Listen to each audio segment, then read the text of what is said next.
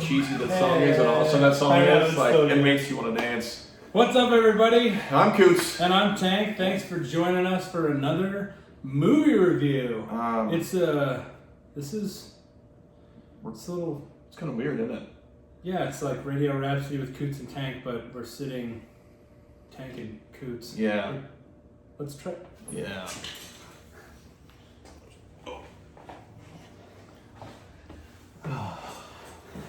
Gotta switch this though. That's much better. There you go. Look at that. That is better. I like that better. All right. Yeah, so hey, there you go. So, I'm Coots, and that's Tank, man. I'm Tank, we're yeah. In the right spots. We're switching it up. That's what we're going to do. Yeah. So let's try it this way. What's going on, my friend? So, movie review. Very excited. Last of the Mohicans. Absolutely one of my favorite movies of all time. I would say likely top 10. Though I don't have actual record of what my top choices are for what. I think always our top whatever kind of goes. Well, yeah, it changes depending on whatever. But at any time on any list, I would say that Last of the Mohicans would be up there. Yeah. It's very near and dear to my heart. Yeah. I've got a long history and background with it, actually. Yeah, what do you think? Do you like this movie, or do you enjoy this movie? I will say I like a lot of the way stuff was shot. I think the scenery was beautiful. Wherever it was shot was amazing. I think wherever they picked was fantastic. North Carolina. It was straight beautiful. Like everything was fantastic. The cast is really solid. The movie did not hold up for me. I haven't watched it in 20 years. Really? And I was like kind of let down at how it seemed. I was not into the love story. That was annoying. I thought it was a great love story. Right, I couldn't stand it. I was like rolling my eyes like, oh, this is so irritating. I love Daniel Day-Lewis. Why irritating? What's irritating about it? It just seemed cheesy to me. It didn't come off as like they were together. It just seemed a little cheesy. Like it was like, oh, all right. It seemed like they were acting when they weren't supposed to be like together. It's just like they were acting out the part, and it didn't seem like they were like together. I thought the acting for them being, in love or whatever was just whatever to me. It wasn't exciting. I wasn't excited about it. I wasn't like attached at all. You're not that well. I think I like crappy movies. You do like crappy. He definitely does like crappy movies. I think it's a good movie. And so many times, like he loves these movies garbage that I think films. are just I think I like garbage. And yeah, garbage. I think I like garbage. These ones that I think are beautiful and artistically done, he's like, sucked. Yeah, like, and I'm like, what? It's insane. Like, how can you not like Last of the Mohicans, but you like Critters? You know what I mean? Like it's this is 100% true. This is 100% true. Like I'm also I think as far as the love story goes, in my humble opinion, I don't think you're the romantic type.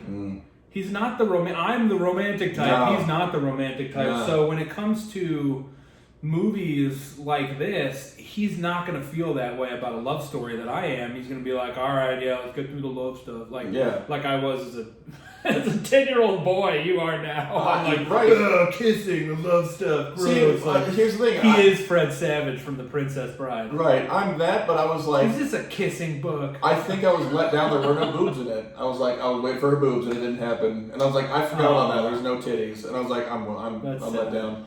Yeah, Madeline Stowe's gorgeous, but like I can understand there were a couple of times throughout the movie, and I didn't quite pick up on it when I was a kid. Yeah. Now that I'm an adult, there were a few times, there was a few lines that were delivered that were pretty dramatic. And I mean, it's a dramatic story. I'm not saying this is drama production. That's what it is. I get it.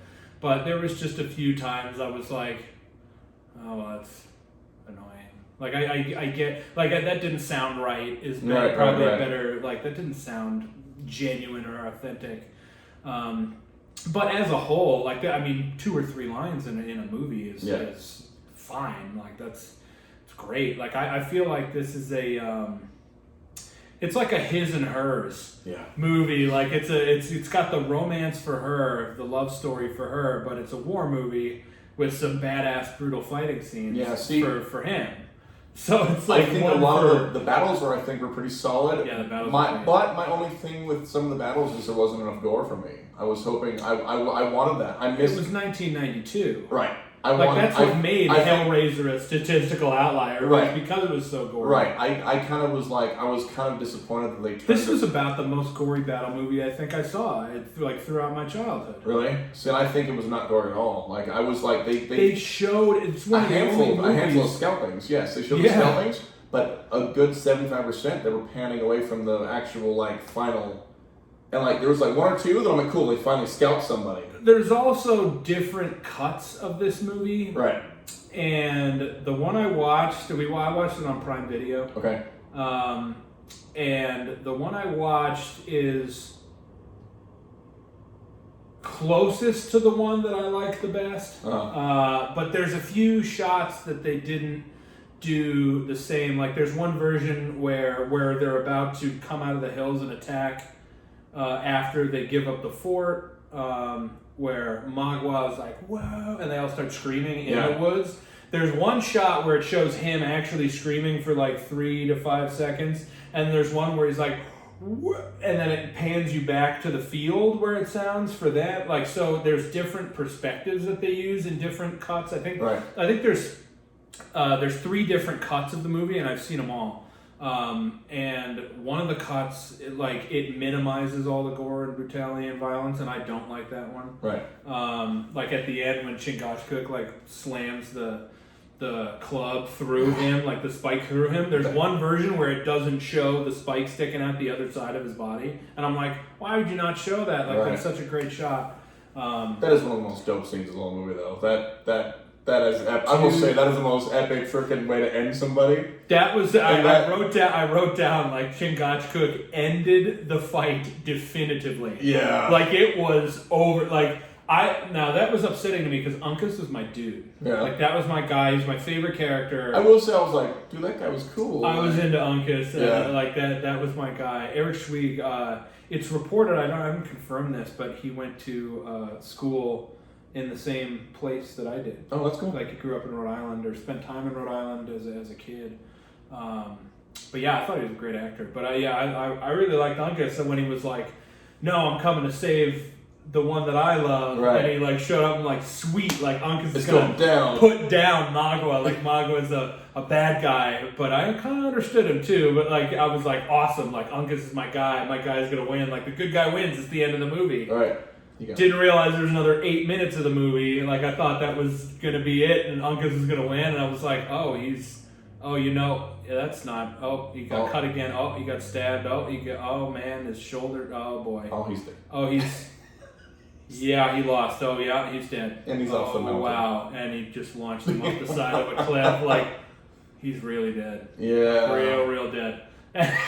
And I was like, oh. And then you saw Chingachgook like when he saw it from far away, but he still had further to go through the trail. Yeah, but that seems very dramatic. You see the pain in him. He shows up, and I was like, man, this this is going to be bad. What I thought was going to happen the first time watching it, I'm like, Chingachgook's going to show up and Magwa's going to kill him because he's older, obviously. Right. Like Magwa's going to kill him, and then Hawkeye's going to come and kill Magwa. That's what I thought was going to happen. And Chingachgook showed up, and Magwa never landed a blow of any kind on Chingachgook. Like it was amazing that I learned. So this movie came out in September 25th, 1992. I was 11 years old, and I learned, though I was terrible at fighting at that current time in my life, I learned a lot about tactics from this movie because it did such a good job. Like, he was coming on a full sprint and like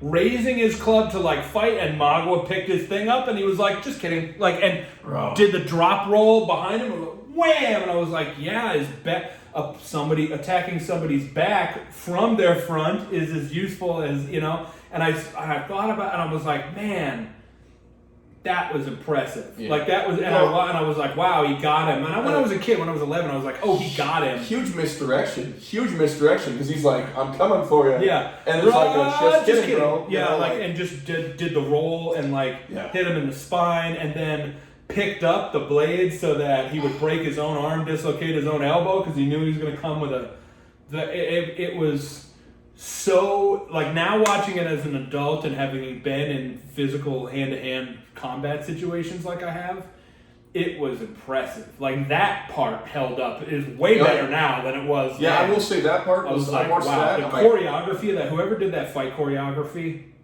awesome job. Yeah, I will say that's still probably my favorite. Dislocates his shoulder. As a kid, I remember watching going, that dude's a bad motherfucker. Yeah, and then watching going, he straight rolled and then fucking threw that fucking just right in his back spine. Spike into the spine, then using his own force. Yeah. Like, he threw his own arm and he knew he was going to be there, so he picked it up and let him dislocate his own, break his own arm, or dislocate his own elbow, tear into that. And that's the moment that Magwa realized he fucked up. Yeah. Like, he was like, boom, and destroyed his dominant arm, and then you can see in his face, he was like, shit. Yeah. And he turned around, made another, like, attempt with the other hand, with the offhand of his knife, and that's when he came and wham, like battle axed his shoulder, totally dislocated that shoulder, so this arm's broken, this shoulder's dislocated, and he was like, I lose. That's one of the things I took from this. There's a lot of, throughout this movie, there's a lot of respect between enemies. And even though they knew they had to fight each other, they knew they were trying with malicious intent to do so, there was, like, when Magwa knew he lost, he stood there and he took it. And he was like, you win, you have bested me, I am now going to die. Right. I'm a little shocked about it, so I'm just going to stare at you. But he stood there and he was like, okay. Yeah. Same with Uncas. Uncas, when he got cut across the midsection and he looked at Alice before he went and attacked Magwa again, he knew he had lost. He was like, well, let's play this out. Right. See how I do from here on out, and that was the end of it. Same thing. Uncas Didn't actually land a blow on Magwa. Right. So it was a total. Right. Still tried like he. Everyone that like lost respectively, but they all tried. Like, you see, they all did their best or whatever, and it's like, no, you just got bested. Hard. I could not. Yeah, watching it as an adult, I don't think there's been a year that's gone by since this has come out that I haven't watched it. Yeah. I watch it at least once. I love it. It's one of my all-time favorites, and like, the characters are just so badass. Like, almost all of them. Yeah. Like, many of the characters are just dope as hell. Yeah. Like, all three of them. Like, I loved Uncas. That was my guy. Like I said, Chingachgook clearly is a badass. Yeah, he's unbelievable. He made it through the whole movie without getting touched. I don't think anybody would lay a smack on him. Or anything. Nobody ever touched him. Nobody ever touches Chingachgook through the whole movie. Yeah, I'm looking like, he didn't get.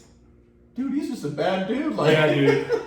And so's Hawkeye. Hawkeye's a badass too. Like, it's impressive. Like, he's got all the good lines. Daniel Day-Lewis got like all the good lines. I will say, I'm watching him and he's delivered some really good ones, and then just watching him going, all right, he solidified. Like, even if I don't necessarily like this movie per se, I think it has something to do with, it's a good movie. I'm not, I'm into the weird, I don't know, off movies. But he's great. Like, he's fantastic. And his acting was really, really killer. He always is. Like, he's honestly, I think he's good in everything. I know you don't like Gangs of New York, but he was great in it. Right. He was great in that role. Here's the thing, I like the movie. He was fantastic as Lincoln. I wanted the actual fight, and it never happened. I know. And that's... I know, you were so upset about that. That's the one that you... No! I was ready for it to get down, and it doesn't. I know. If you've never seen that, or seen that movie... I think it's a good movie. I think the bummer of that movie is Cameron Diaz, but that's just my opinion. I like Gangs of New York, but I don't like Cameron Diaz. She's not naked enough. I don't want her to be naked at all. I am not attracted to Cameron Diaz at all. I like her in the mask. Shocking. Like, you're from California. Of course you like Cameron Diaz. Everybody does. That's from California. I do not. Yeah. But, yeah, dude, the every acting performance that Daniel Day-Lewis turns in, he's amazing. Have you ever seen In the Name of the Father? Yeah. That's a phenomenal movie. That's an unbelievable movie. It was just before Pete Postlethwaite played his dad in that movie, and he played Captain Beans in this. He was the other guy standing he was the top two advisor people to Colonel Monroe. Pete Postlethwaite was. People don't realize it's him though. It's kind of funny. Like, you don't. Yeah. He's not a major role. No, normally. But it was a major role in the Name of the Father. Right. Normally he's in the top 3 to 5 characters. Yeah, billing. Yeah, he's very just a background. If like you blink, you'd almost miss him. Like, he's not in a whole lot. Apparently, a lot of his character also ended up on the cutting room floor, along with Jodie Mays, Alice.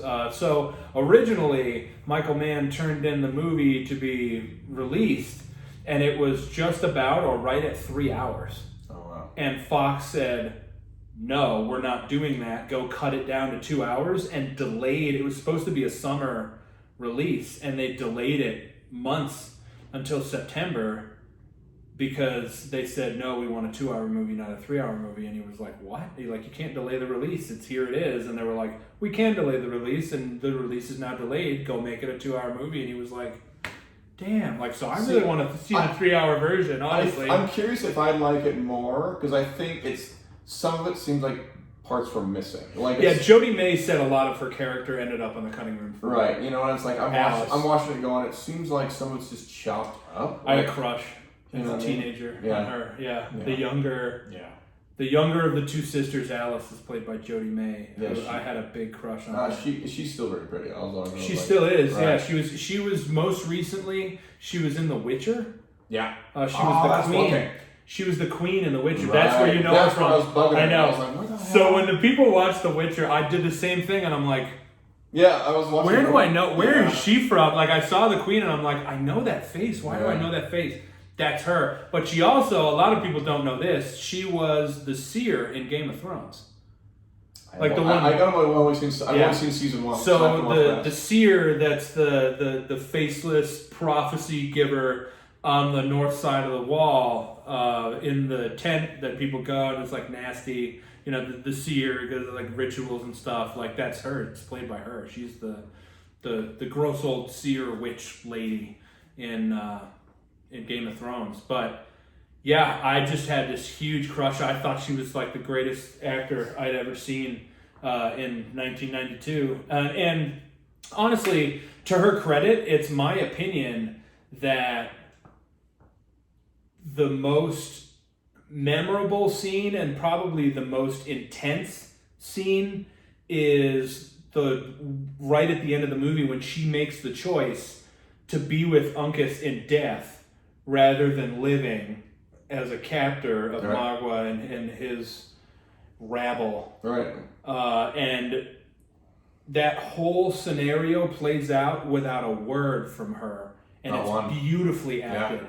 It's perfect. Like, she's just, let my arm go, please. Like, enough. Like, let me go, and like moves toward the cliff. And then Magua for a second realizes he's like, well, he's holding the knife, and then he's like, I can see why this would be not enticing for you. So he puts the knife down. He's like, and he looks at her with a genuine look of caring for that 1 second. He was like, well, don't kill yourself. Right. And like makes a little hand flip, like, come, don't do that, And she was like, no, you just killed the man that I love, and screw you. And I would rather be dead with him than alive being tortured by you. Which, and I mean, seeing that as an 11 or 12-year-old or however old I was when I saw it the first time, I was like, wow, that's powerful. And then multiple times throughout afterwards, I realized she didn't say a word. Yeah, not a word.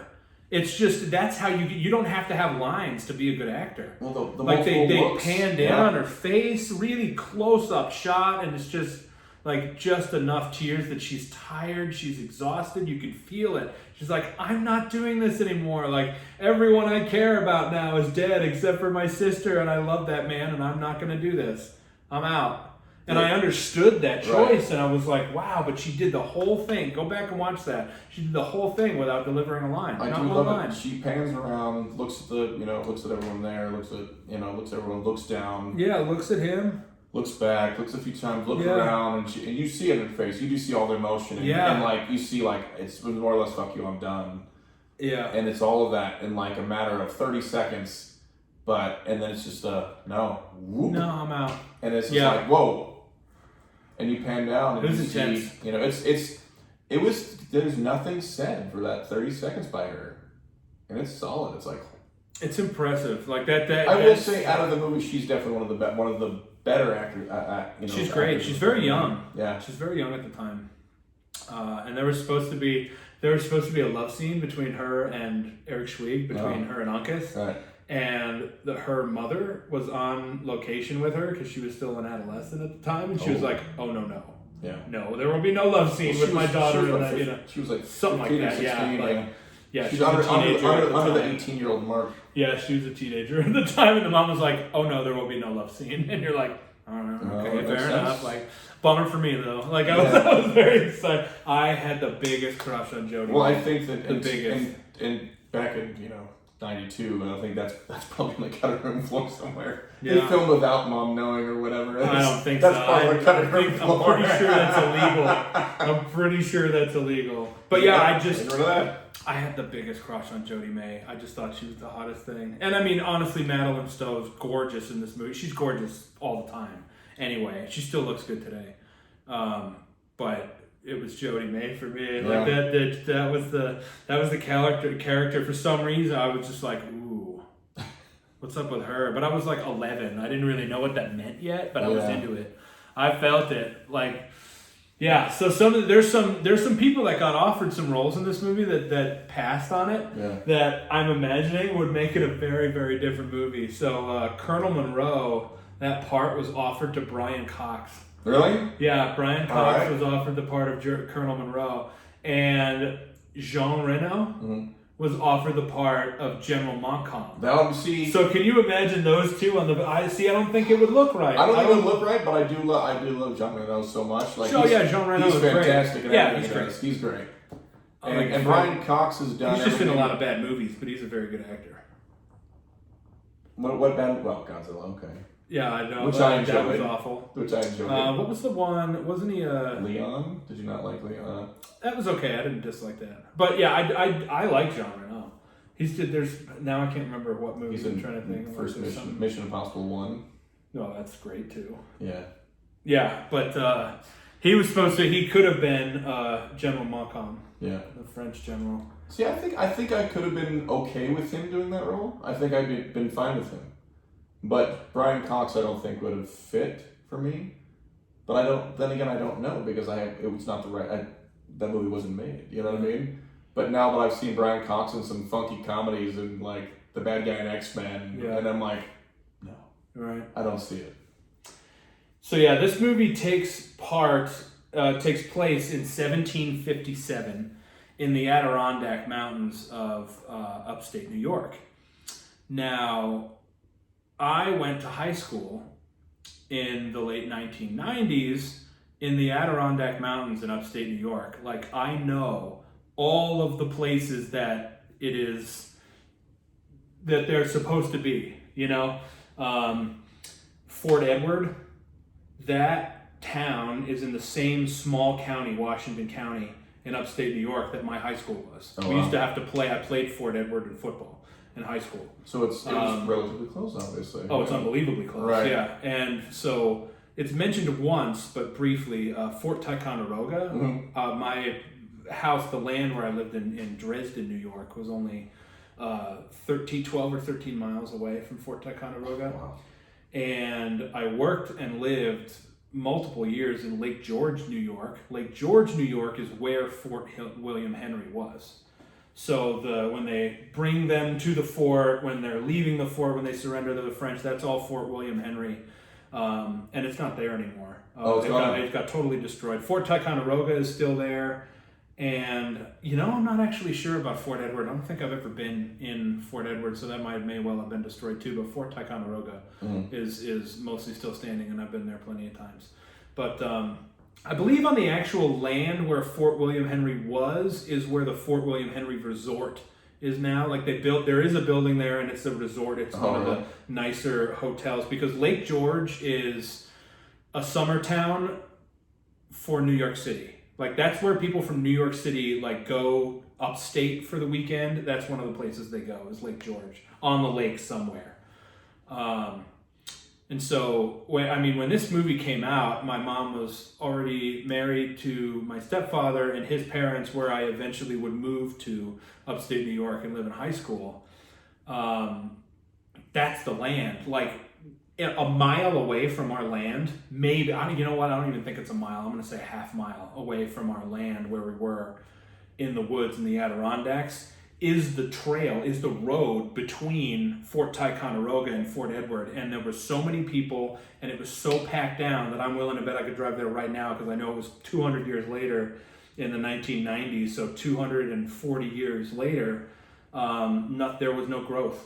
Down the whole trail, there's so many soldiers, so many wagons, so many horses, so many everything had walked through there that it's packed. The earth is packed down so tightly that trees don't grow in the trail. So you can still walk the trail to this day. That's crazy. And there's in the living room of the house there's a glass display case, and there's multiple arrowheads from that time, from the trail. You could walk around and find them. Yeah, that is the place. So The Last of the Mohicans is based on a fictional story written by James Fenimore Cooper, but it uses actual people in the story. So the actual story of The Last of the Mohicans is false. It's entirely fictionalized and made up. But Colonel Monroe, really a colonel, that lost Fort William Henry to General Montcalm. Right. There's pieces and bits of it that are real. Like, so when they leave the fort, when they surrender and they're walking toward Fort Edward when Monroe dies, it's the only version, by the way, of The Last Mohicans where Monroe dies. And they get attacked by all the Indians, like after they leave the fort. That actually happened. It's called the Fort William Henry Massacre. The difference is that attack from the Huron Indians and all of the Indian allies of the French, they attacked the Indian allies of the English and the colonial militia. They did not attack the English officers. So think about this, like if you're giving up a fort and leaving, right? That's like somewhere between 10 and 50,000 people. Like not necessarily soldiers, but think of all the nurses and doctors and cooks and all these other people that are involved in a fort, like somewhere between 10 and 50,000, maybe up to 100,000. No, that's a little much, I think, for these forts at that time. 50,000 people walking in rows of 2 or 3. Right. That would be spread out by 10 miles. Right. It would take forever to get that amount of people out. So what actually happened, a lot of times when forts were surrendered from one to another, whoever they were surrendering to, those officers would walk with them on the outside to protect them as they were leaving the fort, which is exactly what happened in the actual Fort William Henry Massacre. So they didn't even know. The English didn't even know they had been attacked until they got to Fort Edward, because the Indians attacked the Indian allies of the French, attacked the Indian allies of the English and the colonial militia of the English, not the English military. So they wiped them out and massacred them because they were way outnumbered. But the English officers, like the English military, the Brits didn't even know that they got attacked until they got to Fort Edward 12 miles away. So that's insane. It's crazy when you think about it. It's like, oh, really? Oh, that happened ages ago. Yeah. Sure did. And it did. It for sure did happen. Yeah. So yeah, there's bits of truth in it. Like all the forts are real. They were real at the time. They were all actual places that actually people fought and lost and died. Of those three, I've been to all three. You know, maybe not the forts because, like I said, some of them don't exist and they got blown to hell. Definitely gone, but yeah. Yeah, but they actually didn't shoot. That was one of my main questions as a kid. Like the whole thing, everything. That right at the beginning when they get to the Cameron's house and they're like, you go in a trade in Castleton. Castleton, Vermont is where my family used to go for like birthday dinners. There's a diner there. Yeah, and it's 5 minutes away from where we all went to college at Green Mountain College in Poultney, Vermont. Maybe 10 minutes. But that's Castleton. And Schuylerville, New York is another, it's probably, 45 minutes or an hour away. And they're like, you're going to trade in Castleton? He's like, no, Schuylerville. I've been to Schuylerville plenty of times. And like all of the towns and the places are accurate. But the story itself is fictional. I think that tripped me out hearing stuff that happened 200 plus years prior. Bro, I had the soundtrack of this movie on tape, and I had a Walkman, a Sony, the yellow Sony one. Where you put it in and close it, and then snap. Yep. Yeah, that you clip the outside to close the whole thing. And I had the Walkman in my pocket, and I would literally run around the same woods of the Adirondacks, like listening to the soundtrack of Last of the Mohicans and like pretending I was a badass like Native American warrior because I up until I did my genetics like DNA test, I have an Indian name. I was raised with Indian ideals and morals and ethics and values, so I very much was connected to this story.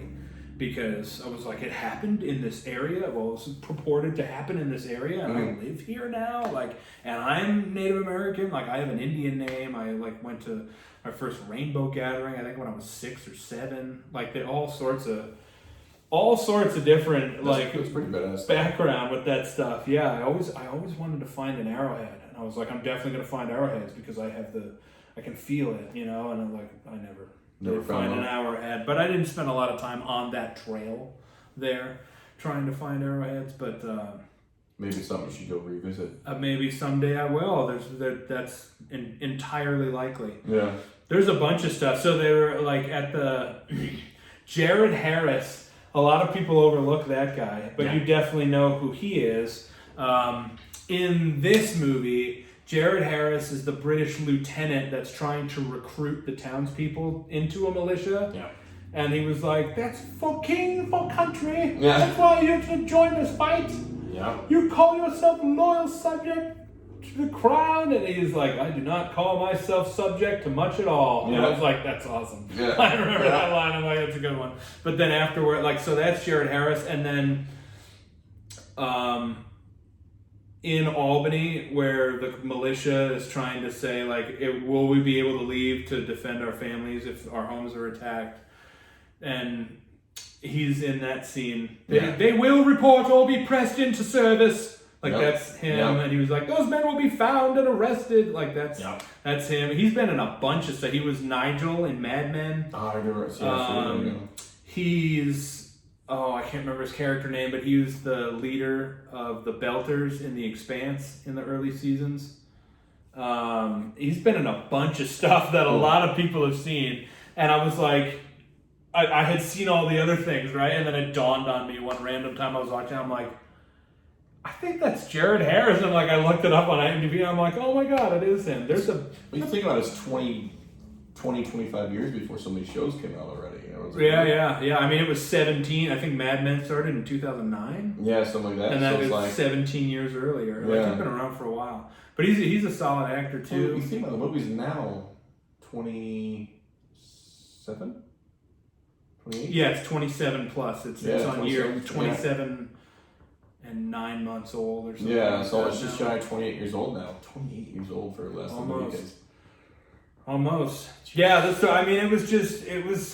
it was an important movie to me, man. Like in that same scene, they played lacrosse.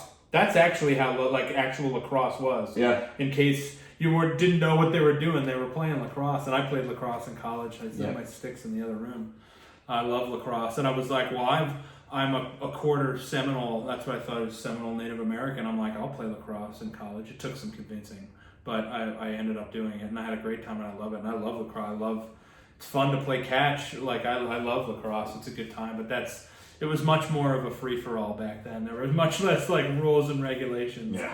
That's what that was one of the ththings I looked at and goes, is that lacrosse? Like, that's almost, I've actually kind of noticed that before. But I looked down and go, huh, I don't remember that. So I got some fun tidbits. Uh-oh. Everybody likes the tidbits. The tidbits. So, as you mentioned, like Daniel Day-Lewis is a really good actor. He's really well known to turn in good performances, and that is largely because he is what is known as a method actor. He's the one that tries to pretend to actually be living like the people that he's portraying for a certain amount of time to get his life and mind into that role, and he stays in that like the whole time until the movie's over. Then he has to like shed that skin almost. And so for this movie, he actually lived in the woods, like off the land, for like 6 months prior to shooting. Oh, yeah, that's he just cool. like took some weapons and like went into the woods and was like peace and hunted and fished and actually lived off the land for months prior to shooting, so he could understand what that was like, what that character would be like, you know. Yeah. So one of my questions, as I mentioned, was that why would they not shoot it in the Adirondacks if it's all about being over the Adirondacks? Because Fort Ticonderoga was definitely still there. Right. I think I had been there at that point by the time the movie had come out. And I was like, why would they not shoot it in the Adirondacks? And the reason is they shot it all of it is there's nothing in the Adirondacks that they shot.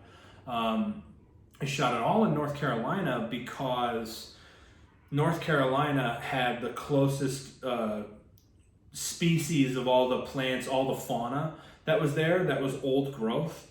Because during the late 1800s and early 1900s, a lot of the Adirondacks got logged.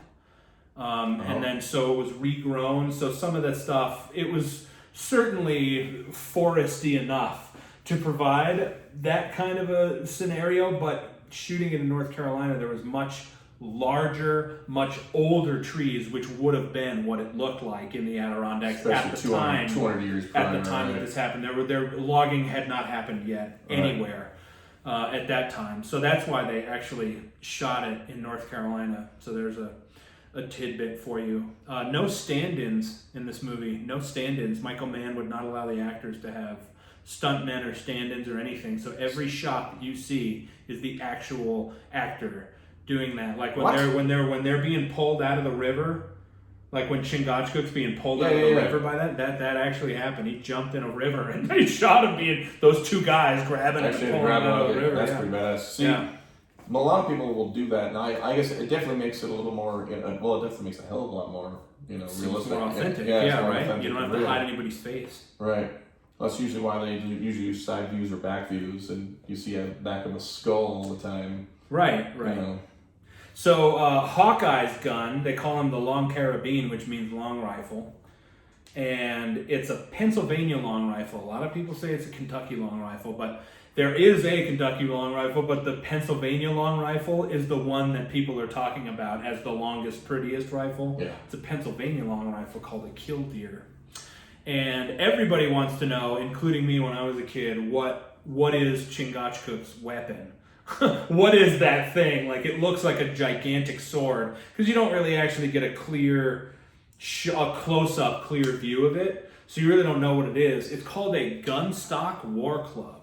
Yeah, That's what it's called. So it's called a gunstock war club because how it happened was they are gunstocks. So from battles prior, often Indians would go scavenge the remnants of weapons and powder and stuff like that after battles. Native American tribes, also all different ones, would go and scavenge these things, and they would get guns that are totally destroyed, but they would take the stocks, which are almost always made out of really heavy, really hard wood. This is not soft wood, it is hard wood, and it's usually very well treated. So if the gun was unusable, they'd take all the metal parts out of it, and through the hole where the trigger would be located and the finger guard, they would put a gigantic spearhead through that hole in it to stick it out, and then the gun stock would be pointed the other way. So if you have a gun stock that's coming from your shoulder, it's going to come up a little bit and then out straight. They flipped it and put the spear the other way, so the spear is going down and the stock goes up. So that's why it looks like a sword, but it's not a sword, actually. The only pointy part of it was the spearhead that comes out of the bottom. So that's pretty sick. It's a club. Like, he did everything he did in that movie. That's not even a sharp object other than the spearhead. Right. It's a blunt object. It's a big, rounded, heavy, hardwood club. It'll just beat you to death. It's just badass. Yeah. Right. But that's the main weapon of choice for Chingachgook. That's that. Everybody wants to know because everybody thinks it's a sword. Yeah, legit. It's not metal. It's wood. I was watching them. What the hell it's is wood. that? What the hell it's is that? Wood. Thing? They're all wood. The spearhead was usually stone, and I'm not sure if they evolved to make that metal, but that whole thing is wooden. Yeah. It's wood. Everybody thinks it's metal, but it's a wood, and like gun stock. It's called a gun stock war club. It's a badass club. And it's a badass weapon, it's a badass right? weapon. Like, I always wanted one. I remember watching it, like, what the hell does he have? And even watching it now, rewatching it, I look like, what the hell is that thing? That thing's a beast looking ass thing. Like, yeah, dude. Another little tidbit. So the Indian war chief, the Native American war chief of the Huron, Sachem, that actually that's not his name. Sachem means chief or wise one in many different languages, in Native American languages. So he actually has a name, it just never gets brought up in the movie. That the guy's name is Tamanund, but Sachem means chief or wise one, or like respected elder, that kind of a translation type thing. And I was like, interesting. I found that out, and I was like, oh, so that actually was just a title.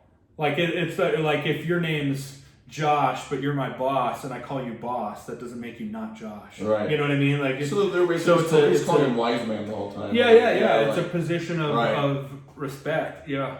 And that's it's also another, it was before I had learned any French, and I was like, what is he speaking? I want to know how to speak. Like, it was one of the things that when I learned I could take French in high school, I was like, I want to do that. Like, he speaks that, I like French. So, yeah, that's, I mean, this movie's, I just think it's solid. I know Coots doesn't like it so much because half of it's a romance story. And I dig it though. Like, I liked it. I just spent time, I mean, I've actually physically canoed in Lake George, like been canoeing and fishing like in Lake George where they were canoeing, like down Lake George, and then when they get attacked, and then there's the river right there in the falls. Yeah. That's Glens Falls. I lived in Glens Falls for 5 years after high school. That's sick.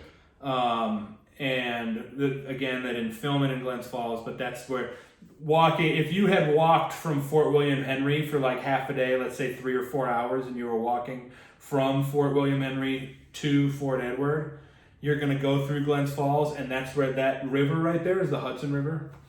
That dumps down New York. So yeah, I spent a lot of time like doing a lot of the stuff that's in this movie because not only did it come out when I was 11, and then it turned out I lived like on the same land. You live where everything is actually being talked about. In the middle of it. I mean, like where I was living, Fort Ticonderoga was here, Fort William Henry was here, and Fort Edward was there, and I lived there. Like, I mean, all three of those are like, I'm in the middle of that triangle. I just realized when you probably had to look. So if anything, this is pre-internet. This is pre-internet for us. Yeah. So now you'd be like, history. You know, you look up and go, oh, that's within like a 30-mile radius or whatever. And now you'd be looking at it going, you had to probably look it up either, whatever textbooks or whatever. Internet was not much. Well, I knew it was a story. I knew it was a book. I knew this movie was based on a book. Right. But I remember being told that some of the characters were real characters, but not. I just think you'd have to look up via book or via however you had to search it up at the time, the library or whatever. Yeah. And it's like people are like, "What are you talking about?" Because card catalog. I explain that to the kids to my kids now, and they're like, "What are you talking about? What do you mean you didn't have the internet?" What do you mean what is the Dewey Decimal System? Yeah, like, what is that? That's how I used to have to do book reports. Yeah. Card catalog and the Dewey Decimal. So you had a gigantic piece of furniture that was just tiny little drawers, and you had to flip through alphabetically to find the book. Out of and they're like, okay, books. so like, so many cards, so many cards. The kids still understand that. And you had to take a little scrap piece of paper and write down the information. Be like, okay, it's in this section, in this row, in this part. And like that's how you found the books. Hey, look, I had to explain all of the super rich had cell phones. Yeah. You only had them if you're super rich. And they weighed 9 pounds. Yeah, they were the size of They were huge. You had to hold them like that. Yeah. Literally. You could club some to death with them. Oh, yeah.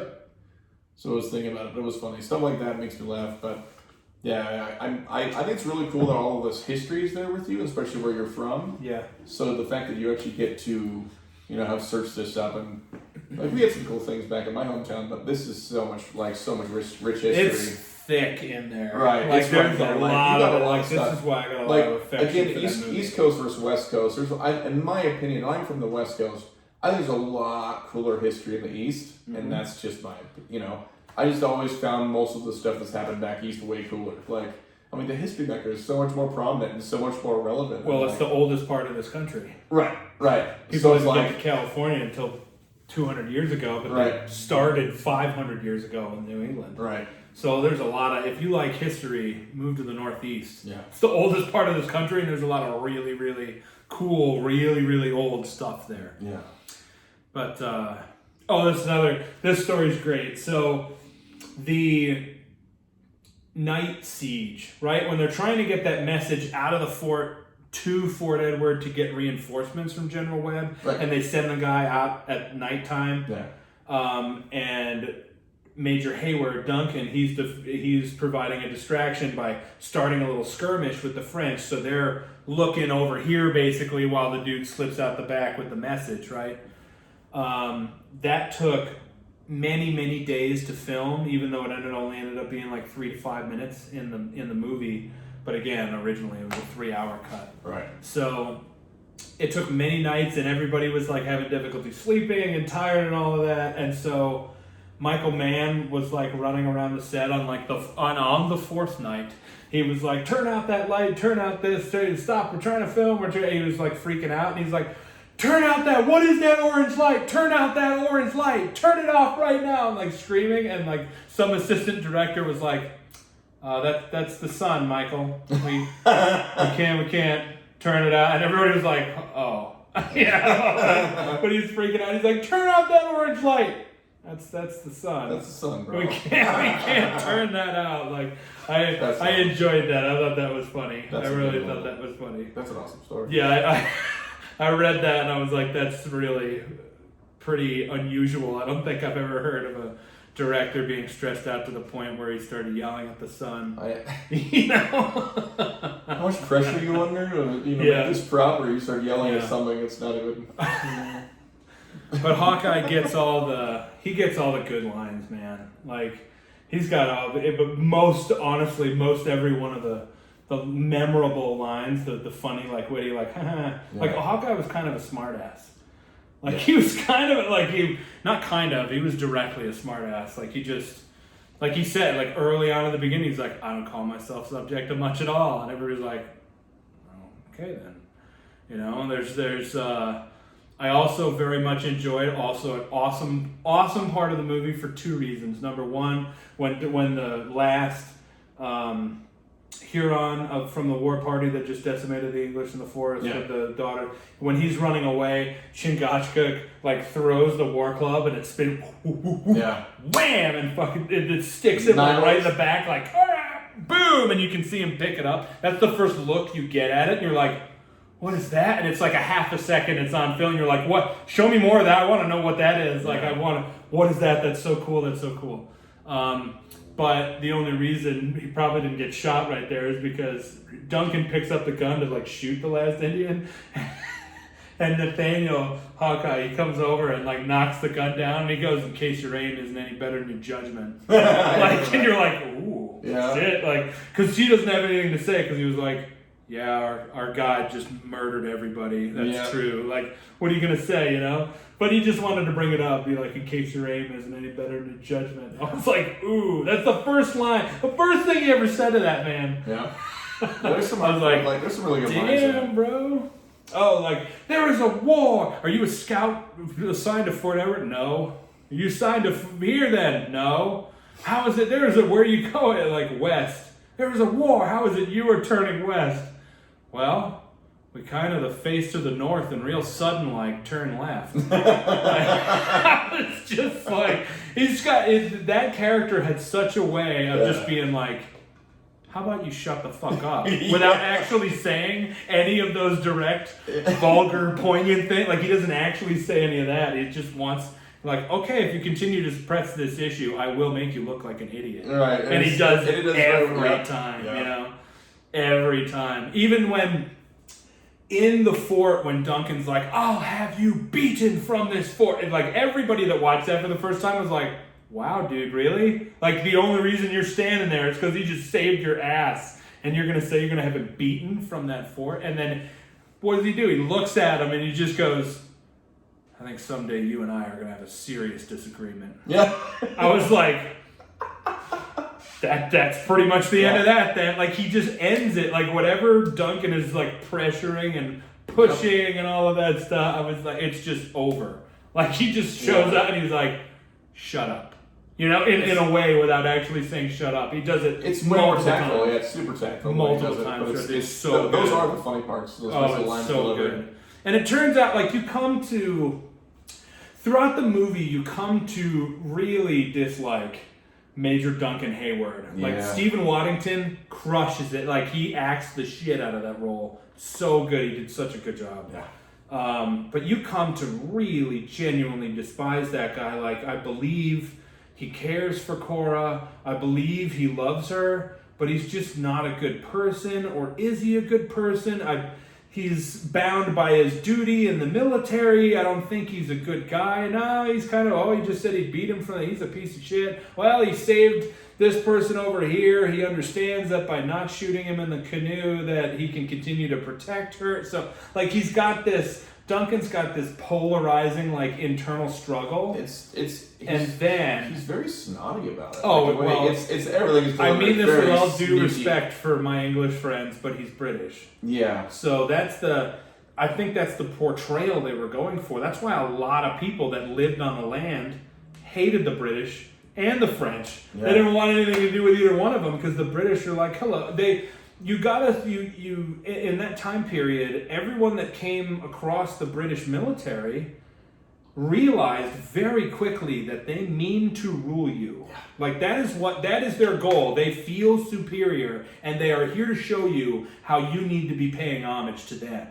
And you're like, you just showed up here. What are you doing? You know? So a lot of people just did, and that character got played perfectly because that is exactly the kind of energy that person gave off. And throughout the movie, you're like him less, like him less, yep. like him less, I like him even less, I like him even less, you know, it continues, and then at the end, after Cora was like, no, I will not marry you, this is the last answer, please take this out, my final answer must be no. After all of it, he realized, just because someone tells you that they don't love you, doesn't make you stop loving them. Right. So he still loves her, even though she rejected him, straight up rejected him. Yeah, this is like I'm final no. Yeah, sorry. we're done. Yeah. And then after that, he sacrifices himself purposely to the Huron tribe rather than Hawkeye, which he knew he could get away with. Right. He definitely could have, but he was like, no, I have no attachments. You will be the most happy in your life if I'm the one that is sacrificed. Then you can be in love with this person because what I want for you is ultimate happiness. Right. And I was like, oh. Like, the depth of that really I didn't grasp that, I would say, until I was a young adult, probably early 20s. But I was like, wait, he just sacrificed himself? But they hate each other. Why would? And I was like, it's not about him. It's about her. And that's why he ran up to the woods and like, give me the fucking gun and shot him as quickly as he could because I don't want you to suffer. Like, thank you for your sacrifice for me. Yeah. I don't want you to suffer, so I will end this quickly for you so you don't have to be tortured and in pain. There's a lot of that in this movie, and it gets overlooked. The first thing in this movie, they're running through the woods hunting the elk, like team hunting. The three of them, the elk. Chingachgook gets them, the elk to run one way, and he's running across the firing line for Uncas and Nathaniel, and they drop the elk in a great way. Like, they drop it and it flips like down the hill. It looks awesome. But then they run down, I'm like, oh, he got it. Like, that was so cool. And then the mood of that, like, drops instantaneously, and it's super quiet. By the way, I think this movie is best watched in the dark. A lot of it is shot at night, and it reads better in the dark. Like, if it's light out and it's bright in the room, it doesn't read as well. Yeah. I've done both, and it's better in the dark. Yeah, I did. But I had to rewatch again so I watched it twice this week. Yeah, and I same. rewatched with at night versus Yeah, I watched same. one in the morning. I did too. And I had to rewatch it at night, and I was like, okay, this is Better much at better. night. You see a lot of it, Yes. There's a lot of the glare, this and that, whatever. But it's like it is a dark shot film. It's all in the dark, minus a handful of spots always towards the end and whatever. But mostly it's shot in the dark. It reads much better in the dark for sure. But I loved after they killed the elk, the first thing they all ran over to it and were like, "Thank you, we honor your speed, your courage." They thanked the animal for its bounty that it provided to these hunters, and I was like, interesting. And again, I was 11 years old, and that was an important lesson. Like, just because you need to kill an animal to survive doesn't mean you have to hate it. Yeah. Like, you can be grateful and thankful for it. And I was like, interesting. Well, it wasn't a prize. It wasn't something to be won. It was for survival. They used stuff for weapons, Weapons, and meat, pelts. And they respected everything about it. Yep. So it was, all of it was used. Yeah. Nowadays, if you're into hunting, whatever. That's the way I was raised. Some of it. If we killed an animal, even on the farm, if we had to kill an animal, we had to use every part of it that we could. But there were some you can't. You can't do anything with a possum. You can't do anything with a porcupine. Right. It's not worth it. But we killed a rattlesnake and we ate it. Right. But cut the head off with a fire and ate the in general, you use the skins, the pelts. Yep. The bones. You can make weapons or tools or what have you, and they would do such. Yep. And it was the thank you for all of this, thank you for all of that. And now it's not like a game hunting thing or not a sport.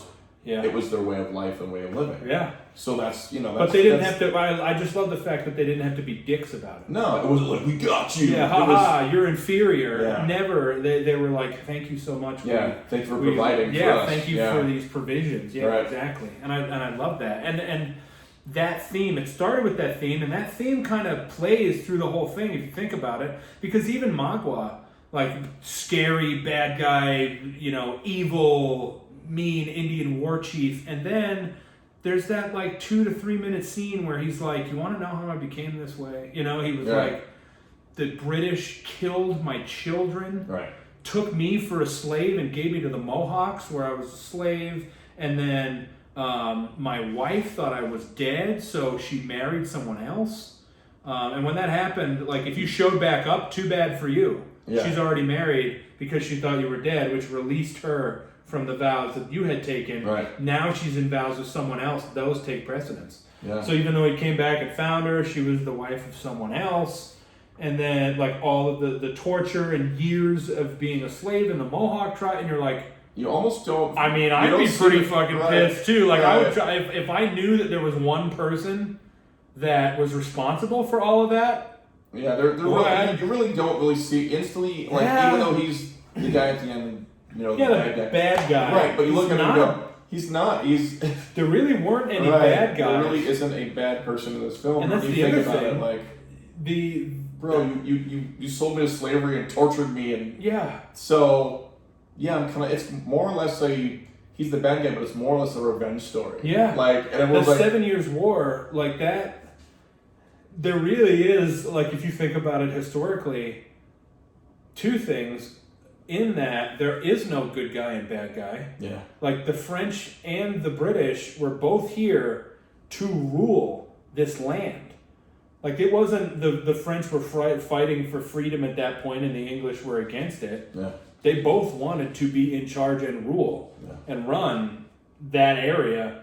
And then after the 7 Years' War, when the Revolutionary War came up, the French were our allies. Yeah. So in any event, technically speaking, in this story, which is fictional, the French are kind of the good guys. The French are more the good guys than the British in this movie, really though they were portrayed the opposite. Right. But the British then, technically, I guess, won the 7 Years' War. Yeah. And then they ruled the United States, well, they ruled the North American colony here for quite some time. And for the next, not quite some time, for the next 20 years-ish, until the American Revolution happened. So the British aren't technically the good guys here either. So the bad guy is Magua, but he got that way by being tortured and having his family, his children murdered by the British. Like, I don't know about you. If my children or family or whatever I was told, I would probably snap and fucking go on a war path like myself. That's what I'm saying. Like so I'm thinking you're watching it go. He's clearly the bad guy of the movie. I'm not debating that.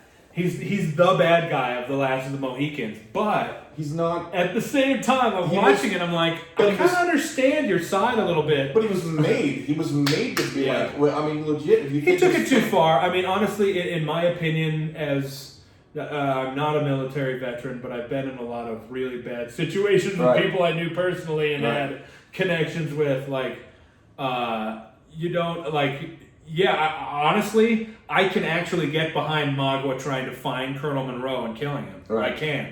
What I can't get behind is him clearing out his entire bloodline.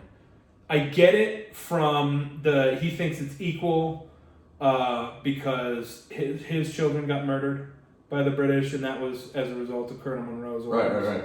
But his daughters had nothing to do with that, and they didn't order it. So I can make that separation, but it becomes a nothing but a revenge story so that's all it is. It's strictly revenge. It's a lot of stories. It's a revenge story. It's a love story. Yeah. It's a war story. Right. It's a nature story. It's a warrior story. It's there's a lot of cool stuff. Like, there is some really good things. And here's the thing. I really think it's a good film. Yeah. And that's why I probably don't like it. That's so what a strange thought process. I don't understand. I like garbage films. Most of the stuff I like is garbage. Only? Like, you don't like Schindler's List? No. I watched it once. You do? I can't watch it. Here's the thing. Great, heavy subject matter. Great the heaviest of subject matter. Film. Great movie. We'll never watch it ever again. Ever. No desire. None whatsoever. I've seen it so many times. Once. And it's like, I know the story, I know all the stuff that happened, I have no desire to see it. Ever again. Ever. None at all? None. It's not like I don't really like, oh, you want to watch Schindler's List? No. That's not on my... It doesn't I mean, I'm not like walking through my day on Tuesday and I'm like, man, I just want to watch one of the most depressing stories in history. But I feel, I don't know, I have this innate need to watch any of the survivors that feel they have a story to tell. Yeah. I think it's important that they get to be heard. So even though I know what happened during World War II pretty well, watched a lot of documentaries, done a lot of research and history document, all of that stuff.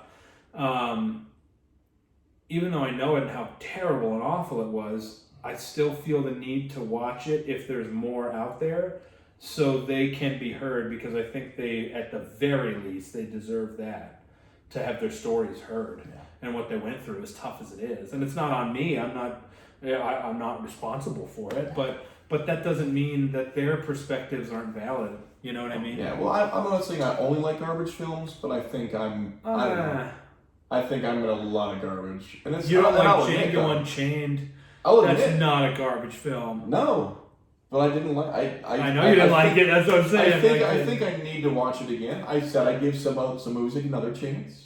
I think a lot of it could have been. You said Django. Yeah, I can watch it twice. I do it. Well, I would like to amend that to 2 movies: Django and something else was my choice for Dark Crystal. You don't have to watch Django twice. I could. You could, but I would rather it be Django and something else, and I'll watch the Dark Crystal movie once. Not the show with me. No, I don't watch it. That's too long. I can do the movie. I can like rip the Band-Aid off and get that over with, man. But you'd have a nightmare waking up. I don't know, man. Like I think The Last of the Mohicans is. Like I said, it's an Oscar winner. It won the Oscar for Best Sound, which is great. The sound is phenomenal. The soundtrack is phenomenal. The cast is solid. The way they laid some of those out. The cinematography is amazing. Everything was shot beautiful. Shot incredibly well. It's not my cup of tea now that I'm as an adult. And so you liked it more back then than you do now? Yeah. Because I remember it being less love story-ish, and I remember it being more action-y. And you didn't pay attention to love story then. It was just like, oh my god, he scalped the motherfucker. Yeah, right. So and I remember that being more badass. And so I think I wanted. Still was pretty badass. I think I wanted less of the love story and more of the scalpings and more of the killing and more of the battles. And it was, now watching it was so much more dialogue than I remember going, I don't want to listen to dialogue. Get to the killing. Yeah. Get to the fighting. That's what I want. As I've gotten older... That's why it's a his and hers. Right. I guess so. It's a his and hers movie. Right. I think nowadays... I can get behind the hers, though. Like, I like a good love story. I'm less into I'm less into finger films and less into proper stories. Dude, just hand me a good old killing. Hand me a good old war story. Like, cool. Get to that. Stick with that. Yeah. Don't stray from that because I'll be bored already. Yeah. You know, I like a lot of the backstories too. And I think I would have dealt with a love story if there was tits involved. There's no tits, so I'm out. I don't need tits. No titties. To have a good love story. I don't need that to have a good love story, so it doesn't affect me. But I get it. I understand, but it's not. I am definitely coming from a different school of thought with so many different overlays of this story and with the time period and the location and all of that. Yeah. I'm coming from a different place. So what's your rating of Last of the Mohicans? As far as the movie, I will say I'll give it a 7. Even though I don't necessarily like the movie, I'll give it a solid 7 because it's a really beautiful film. Yeah. It really is. Everything's shot, cast, across the board, everything's great, the acting's great. Not my cup of tea, but I'll give it a 7 just because it's a really great shot film and everything. Yeah. So it's, like I said, it's not for me. It's not. Yeah. As I've gotten older, it's not. I loved it more as a kid than as I do now, and it's been the reaction. Good to know. Good to know. It's some of the stuff is reversed as the movies we watched. I'm like, it hasn't held up or hasn't it's so different. Yeah. And for me, it's not. I'm like, that's disappointing. It's held up incredibly well for me. Like I'm so ingrained in the story. I think it's too. Also, I haven't watched it since it came out. Yeah. So that's all I remember was a lot of the characters and all the fighting and the stuff I do remember. And as I got more, I'm like, all right. So good. I love the story itself. I actually I also watched the 1936 Last of the Mohicans. And you said it was actually pretty. It's close because Michael Mann, who is the director of this one, he said that his inspiration for this was because he watched the 1936 version as a kid so much. So there's a lot of crossover lines in there that are the same. Awesome. But there's character flips too. Like Cora and Alice are totally opposite characters in 1936. Oh, okay. Hawkeye is in love with Alice. Oh wow. And Cora and Uncas are the thing. And in that, Cora is off the side of the mountain, and so is Uncas. He gets dropped off the side of the mountain, and then at the bottom of it, he crawls over to her and grabs her hand as they both die. It's a little more dramatic. It's the 1930s. Right. It's 1936, and Randolph Scott plays Hawkeye, which immediately when I realized that, the first thing I thought of was Blazing Saddles. When he's like, "You do it for Randolph Scott." Yeah. Randolph Scott. Yeah. Randolph Scott. Yeah. And I'm like, okay, we'll give you one day. And so Randolph Scott is the actor that plays Hawkeye in the 1936 version, and I watched that too, and it was good. I loved it. For me, it's an 8.5. Yeah, I give it an 8.5 just because it's so ingrained. I'm torn between an 8.5 and a 9, but I'm going with 8.5. I love the shooting. I love the cinematography. I love the story. I love the acting. I love the characters. I love the script. There's a couple like moments for me, but as a whole, I love this movie in so many different ways. I actually also have the 6 foot by 4 foot version of this as well, but I just like the frames for that are ridiculous. Yeah, I don't have one yet. Yeah. But yeah, I still think that is probably one of the most badass shots. Especially it's a great shot. Yeah, it's a great still shot. For and it's like, oh my god, I'm like, he's ready to jack some stuff up in that photo. That's where he's running through the field, about to get to the dude that's gonna slit her neck. Yeah, and that was hardcore. I know that part was bad. He's like running on a full sprint, like, woo, and like just totally, and you're like, yes, he got there in time because you're looking at her and her neck stretched out, and the knife. Yeah, he's ready to do it. 2 more seconds. He had maybe 2 seconds, and at that moment, boom, and just totally. And you're like, oh, he got him, and then they gave him the other shot where he's on his knees, like about to fall over, and he just walks up like, rap, and he's already got like the torn, like. That's great makeup right there on the side of the dude's head. He's like, oh shit. Yep. Like, boom, whap, whap, whap, and you're like, sick. Yeah. You know, like, I was watching that. Done, I was like, that was hard. Yeah, that was dope. Yeah, that was awesome. So, what's have you chosen our next review? Here's the funny part. So I want to go with a really classic. Here's the thing. It's your choice. I have 2 that I was thinking about. One is really bad. Oh God. And like, I hate bad movies. One is he loves really, them, but I hate it. Like, it's a bad comedy based off a. Whatever, you didn't like this one. This is why we go back and forth. Right, based off a comic book. The other one is just a classic movie to me, and to a lot of people for that matter. I was going to go with Josie and the Pussycats. Oof. And it's an awful film. Like, I rewatched it the other day, and it's really bad. Because it's funny, but the soundtrack is good. I like the sound. It's a pop punk movie, and I'm into punk and ska. So. But the actors are good, and like everyone that is in it, like normally doesn't do like comedy. And I'm like, I think she did pretty solid. The movie's terrible. And I'm like, I promise I will not put Tank through that. Great, thank you. So I'm gonna say I want to do Beverly Hills Cop with Eddie Murphy. Beverly Hills Cop. Okay. You know, I enjoyed that. You know, I only watched. I think the first time I saw that was about 5 years ago. Yeah, really. I never saw it as a kid. I was in the third one. I'm in Beverly Hills Cop 3. Yeah, so I'm in Beverly Hills Cop 3, and here's the thing with that. So we're gonna review Beverly Hills Cop. Yeah, I am such a bad actor in Beverly Hills Cop 3. Have you ever seen it? It's filmed in it was where I went to a junior high school. I was in junior high. God, it's 94. Junior high school. And the first one was what, like 88? 84. Real? Oh yeah, yes. It was earlier on. So it's a decade between 1 and 3, and when they do that, it was filmed at Paramount's Great America. So you get to see like, you know, Wayne's World car, the Mirthmobile, and all that stuff. You walk in, but we filmed it there. It's a Paramount movie, and there's a moment where Eddie Murphy had to save me in the movie, and actually from the bad guys on the third one. And my acting is so crap they cut it. So that's somewhere on the cutting room floor because I'm such a terrible. I'm a terrible actor. Oh man! But apparently, I had that my buddy. So apparently, my buddy says on the I guess on the DVD or whatever, there's like apparently extras. I haven't seen it yet. I'm looking for it. Oh, you're in the extras. Apparently, I'm in the extras. Okay. And he goes, "Bro, I saw you when you're like 13 years old." I go, right. "What?" Yeah. So there you go. So our next movie review is going to be Beverly Hills Cop. Yeah. All right, Beverly Hills Cop it is. I enjoy that. I've Axel Foley. Yep, it's a pretty good character. I love Eddie Murphy. I think he's hilarious, so I can get into that. Beverly Hills Cop it is. I won't torture you with. Yeah, I'm so glad you didn't choose the other one. That would have been awful. I was. Here's like all week. I was like, I'm gonna do this. I'm gonna do this, and I was like, you know what? I won't torture him. I won't. Thank God. I would have been sad. I would have done it still because that's how it goes. I know.